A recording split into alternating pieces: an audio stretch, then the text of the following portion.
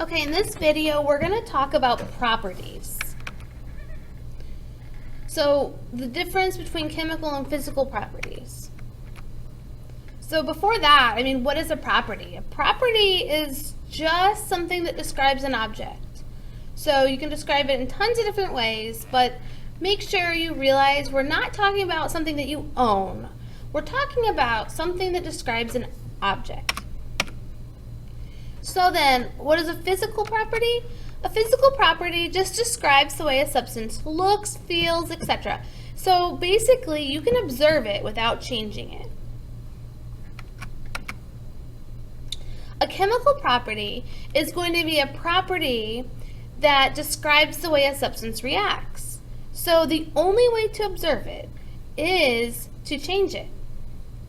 So we're talking about things that describe the way something reacts. Some examples I'm going to give you are the ability to rust. So whether or not a substance will rust or not is a chemical property. The only way to find out if something will rust is to leave it out in the elements. Expose it to water, see if it'll rust. But if you do that, then you no longer have the metal, you have rust. So why would it be important to know if something will rust or not? Well, that way you know how to store your stuff. You know whether or not you can leave it outside or not. Okay? Another chemical property is flammability, or the ability to burn. And you probably know why this is important. Obviously, you want to know whether or not something will burn so that you know not to put it too close to something that's hot. You know whether or not to put it too close to your stove in the kitchen, or if you have a fireplace, you wouldn't put it too close to that. Okay?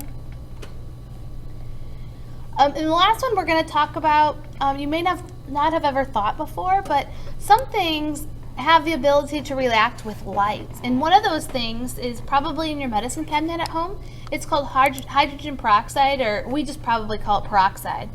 And have you ever noticed that peroxide is in a brown bottle, but rubbing alcohol is in a white bottle?